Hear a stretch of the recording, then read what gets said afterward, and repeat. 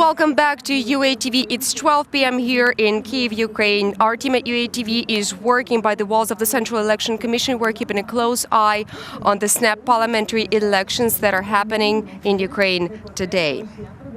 We'll start the bulletin with an update about the snap parliamentary election taking place today in Ukraine, and our correspondent Natalia Chikatun is at one of Kyiv's polling stations. President Volodymyr Zelensky is expected to vote there at any moment. Hello, Natalia. Update us on the latest news, please.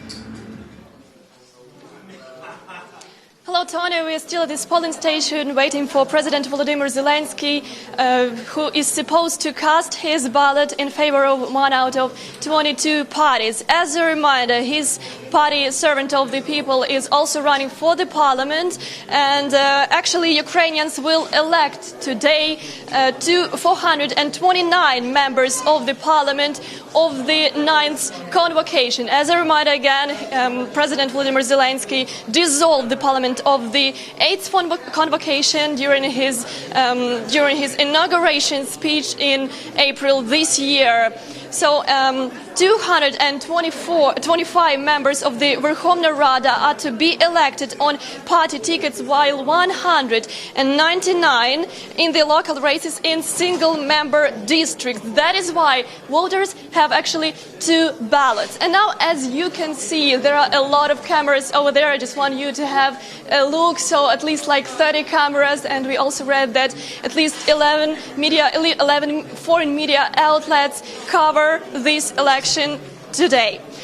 So, of course, we had a lot of arguments and disputes because of these facts, but still we are waiting here for the President, Volodymyr Zelensky.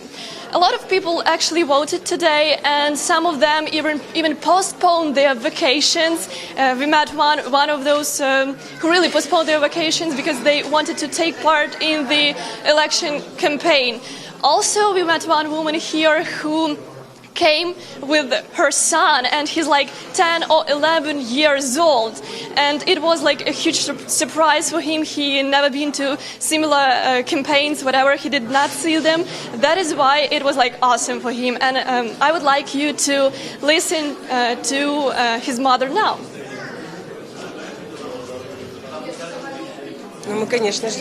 Of course, we're expecting changes. We believe that everything will go well this time. To be honest, I believe that a new, young, creative team will come, and we won't have what we had before. A lot of us are now voting for the new, for changes for the better. Okay, and I must say that as of 11 a.m. Kyiv time, only 200 voters out of 2,453 cast their ballots. So the procedure was quite simple. First, they just took 2 ballots, and then they voted over here in this 6th booth. There is also one booth for people with disabilities, and then they just moved over there and cast their ballots. In general, the turnout is expected not to be that high as it was during the presidential elections. As a reminder, during the presidential elections, over 60% of eligible voters cast their ballots. Okay, and and speaking about President Volodymyr Zelensky, he's not arrived, as you can see, but we will keep you updated later. Back to you, Tanya. Thank you so much, Natalia. That was our correspondent Natalia Chikatun reporting from one of the polling stations in Kyiv, where President Volodymyr Zelensky is about to cast his vote anytime. Now, moving on to our correspondent Pierre Marechka, who is at the Kyiv polling stations where the OSCE monitoring mission is currently working. Hello, Pierre. What's your latest news? Hello, Tonya. So, yes, we are here at a polling station in the city center of Kyiv, where people have been voting since 8. But more interesting, a few minutes ago, head of the OSCE election observation mission, Albert Johnson, showed up here at the polling station. So let's take a listen to what he has to say about the mission itself. Yes, our mission makes a comprehensive assessment of the whole electoral process. So we have been here, the core team and so-called long-term observers out in the regions for several weeks to work on that. And after the election, we actually stay on until the beginning of August to monitor the post-election period. But of course, election day is a culmination of the process. So because of that, we got big reinforcements last week, many hundreds of additional observers. So today, on election day, we have more than 800 observers deployed across the country. That is the international election observation team that I had. Some 1,700 observers are in Ukraine for the parliamentary elections. They have a crucial task before them to report on electoral fraud and monitor the democratic process. UATV's Natalia Chekotun filled this report on their work. 1,719 observers from around the world have been tasked with monitoring the snap parliamentary elections in Ukraine. This is key in ensuring election integrity. The OSCE traditionally deployed the largest number of observers, that is more than 700 people. If we are talking about observers from foreign states, the leader is the USA. It deployed 42 people to monitor the election. The United States is just one out of 12 countries that take part in the monitoring missions. There are also representatives from Japan, Poland, Hungary, Spain and Belgium. 17 Russians in turn were denied to monitor the election campaign as part of the OSCE mission. This is due to Russia's aggression in eastern Ukraine. Some international organizations also deploy their mission to Donbass. Among them is the European Network of Election Monitoring Organizations. We have one team of long-term observers which is deployed in Donetsk and Lugansk Oblast and who are monitoring as close as they can to the contact line, but we give them very specific security guidelines to stay safe. All of those observers have experience working in war-torn countries. Their main aim is to assess the electoral process and to advance democracy and international peace. Canadam, a non-for-profit NGO, has been promoting this process since 2004, with nearly 2,000 election observers mobilized to Ukraine for 11 elections. There are 50 long-term observers that have been in Ukraine for quite a number of weeks already, and of them there is a core team in our Kyiv office and analysts. They're not just in the main city of the oblast, they're in some of the smaller regions of the oblast as well. We're not here to make an outcome. That's up to the voters and the citizens of Ukraine. But what we can help do is help set a framework which gives them assurance that it's going to be an open and fair system. Following the elections, a range of organizations will issue their preliminary statements with initial assessments and recommendations for the future. Natalia Chekotun, UATV. Next, we have prepared an infographic explaining why the election is taking place now and not on October 27th as originally planned. So let's take a look. The snap parliamentary elections are being held in Ukraine today. They were announced after the sixth president of Ukraine, Volodymyr Zelensky, took office. On May the 20th, during his inauguration speech in parliament, he announced that he was dissolving the 8th convocation of the Verkhovna Rada of Ukraine. The very next day, after consulting with the leaders of the parliamentary factions, the president signed a decree on the dissolution of the Verkhovna Rada and set the day for the snap election, July the 21st, 2019. According to the president, the legal basis for this was the absence of the parliamentary coalition since 2016, as well as the low level of citizens' trust in the institution. The survey done by the Razumkov Center in February showed that the level of Ukrainians' confidence in the parliament did not exceed 12%. Their colleagues from the Kyiv International Institute of Sociology conducted their own survey in December. Their result was 8%. According to the Constitution, snap parliamentary elections are held within 60 days from the date of the publication of the decision on early dissolution of the parliament. The current legislation on elections of Ukraine states that the parliament is elected using a mixed electoral system. Half of the candidates are chosen from the closed party lists, the other half from the constituencies. The entry barrier is 5% of the votes. The parliament consists of 450 MPs. However, back in 2014, after Russia annexed Crimea and began the aggression in eastern Ukraine, part of the single-member districts were occupied. These are 10 districts in Crimea and 2 in Sevastopol, 9 districts in the Donetsk region, 6 districts in the Luhansk region. In 2019, 424 deputies will be elected to the Verkhovna Rada. The number of registered candidates is hundreds of times more, 5,984. There are 22 parties running for parliament in the nationwide multi-member constituencies. They have 2,746 people in their lists.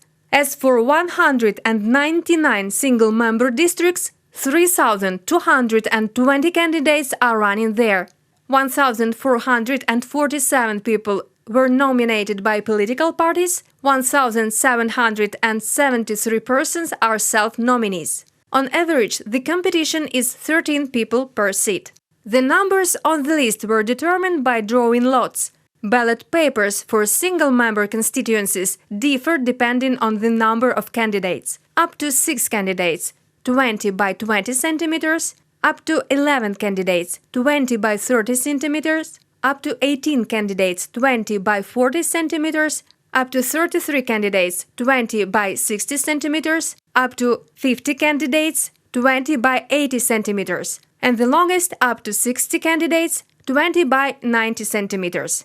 The shortest list in a constituency in the city of Khmelnytsky features 5 candidates. The longest one consists of 46 names. In single-member districts, the candidate who receives the most votes wins. If 2 candidates get the same amount of votes, the second round of voting is held. It should take place no later than 2 weeks after the Central Election Commission decides that the second round is necessary. The Central Election Commission needs to announce the official results of the election no later than on the 15th day after the voting by August the 5th. By August the 10th, the results should be published in the official press. According to the Constitution, the Parliament should hold its first session no later than on the 30th day after the results of the election are officially announced, which is by September the 9th, 2019. However, according to the President's party, it's planned to hold the session in August. It may take place on August the 24th and be dedicated to Ukraine's Independence Day.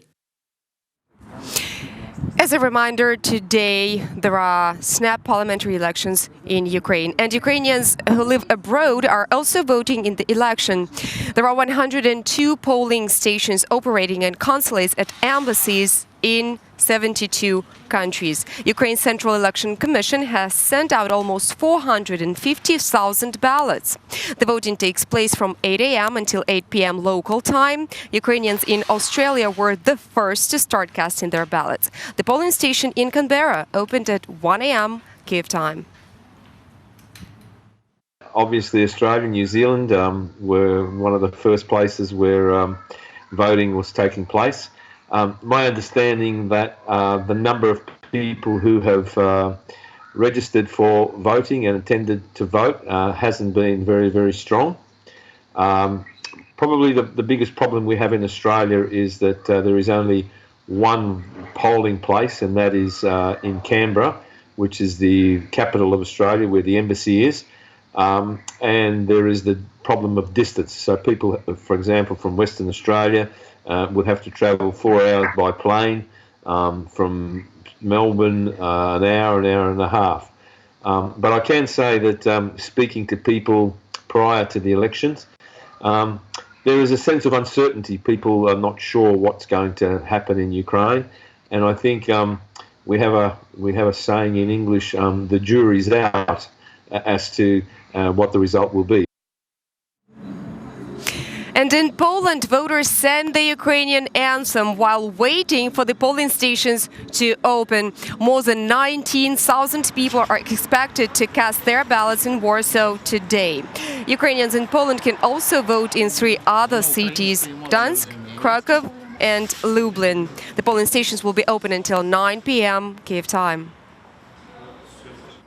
Кількість виборців у нас порівняно з президентськими. The number of voters has grown in comparison to the presidential election. There are 19,404 voters on the list. However, the turnout is expected to be 2 times lower. An hour after the start of the voting, we can see that the line is shorter in comparison to the presidential election and fewer people are interested in voting. It's not surprising since students have left for holidays and workers are mostly seasonal, so they are outside Warsaw. And President of Ukraine, Volodymyr Zelensky, showed up at his polling station to cast his ballot. You can see it live on your screen. As you can see, the leader of Ukraine showed up together with his wife, with support, and now he's about to cast his ballot. The rules of the voting process are not allowing any Ukrainian citizen to tell or let other people know who he's actually voting for. But maybe President Zelensky afterwards will give a little press conference and enlighten all of the other Ukrainian citizens on who he actually voted for.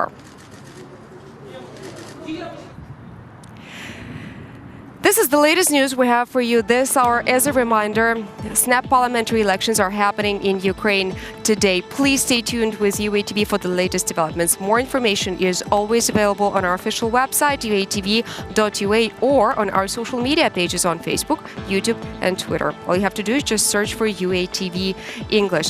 The next bulletin is, as you already know, only 2 hours away, so please stay tuned with UATV. I'm Antonina Antosha. I'll see you in a couple of hours.